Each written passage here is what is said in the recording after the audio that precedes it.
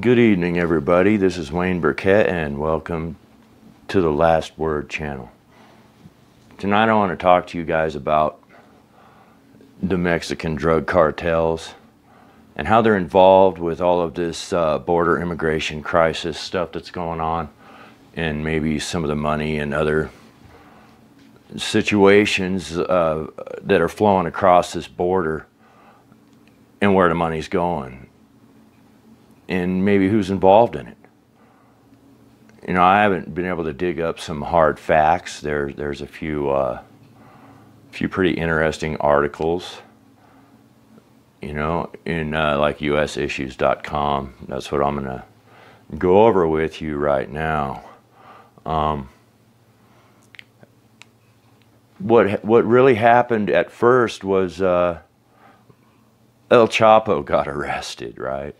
So he did a lot of talking, and one of the things he told the authorities was that he had paid over $100 million to Peña Nieto, the former president of Mexico. You know, basically for safe passage with the whatever contraband, drugs, guns, humans, you name it, children. So what happened after he did all this talking? The former president, Nieto, actually confirmed it. Basically admitted that he took the money. And the question is now, when you look at our border situation from our side, and you understand who's pretty much against real border security. They'll put things in place that they could remove later, but they don't want anything that'll work. Like a wall. If you put a wall there, it just doesn't go away when the next administration comes, and they can't just lay it off, send it home, or put it somewhere insignificant. The wall is there and it stops them. And it seems like that's the main biggest thing that they're absolutely against, is something that'll really work. Also with the situation with the bed space that we've got and all of that, they just fight it. Because it seems like they don't want these people to be even detained at all either. They want them to just flow in here. They want the system to be overwhelmed, so they just have to let them go on by. I think that's the goal, because they're trying to cripple every effort to deal with these migrants.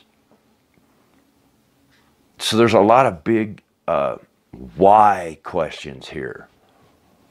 Maybe in the first place you go down to South America and ask yourself, why are all of these people gathering up and heading in caravans? It's a very dangerous journey, very hard, probably not very fun, all the way to the United States. Why are they doing that? Why are all the countries that they travel through just allowing them to do this? That's a very complex question that is really hard to answer. Some of the clues I've had is that, you know, a lot of left-leaning and communist types have been in consultation down there recently, I'll just say, and some of them from our political parties. So why is there encouragement? Why is this happening now? All at once? Is there an effort on many different fronts to bring down America? You know, the video I did the other day about Antifa, that was kind of what they were trying to do, lower the drawbridge, let the enemy soldiers in. Is that what's going on now? Or is there something else? There's a lot of speculation in the Republican Party, and in, you know, the milquetoast conservatives want to talk about, oh, well, they just let them all in here so they can, you know, somehow vote for Democrats. And, you know, the way they act, the way they take things for granted, that's not even a real sealed deal anyway. Because once they get here, they seem to not want everybody else to come behind them. So I don't think it's so much about the votes, because it is very difficult to get, millions of people to cast fake votes. It's really hard to do that without actually stopping because people have to be registered and things, and you get vote counts where you have a higher vote count than you have a population, and you start looking real suspicious. So there's a lot of things about them coming here and Democrats fighting to let them come here simply because of votes that just doesn't stack up to me. It just doesn't seem like the cost-benefit analysis is in their favor there. So what is it? Why do the Democrats fight to slow down the border security, to cripple it, to hinder it, to only create a facade of security when they're in office? What's going on? What's coming across the border? We've got human trafficking. Just a simple scenario, they're renting kids because they know if you walk up to the border, they'll let you walk on through. If you got kids, they'll figure it out later. They'll get you in there and get you safe. So people are renting kids just to walk in here. Bad people would be doing this too. I mean, let's face it, when you compromise one principle, you're going to compromise more. You're willing to come and run into somebody's country illegally. I mean, there's probably a few other crimes you might be willing to commit. So, who's benefiting from the drugs and the guns and the human trafficking that's coming across the border? Where's the money going? Where's the money coming from? Is the Democrat Party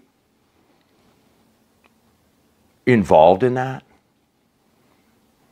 It seems to be that they are colluding with the Mexican drug cartels on a level to help get these migrants in here, and maybe on a level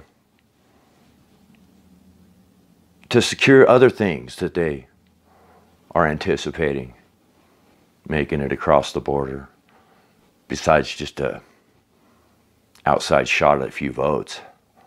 So those are the few things that I just wanted people to think about. There's a couple articles, pick some keywords and try the search engine, and I wouldn't suggest Google there. That's a broken search engine, but try DuckDuckGo or Bing or something like that. And I just put Democrats colluding with Mexican drug cartels, and a few stories came up. And it seems to me like it would add up. So that's where I'm at with that.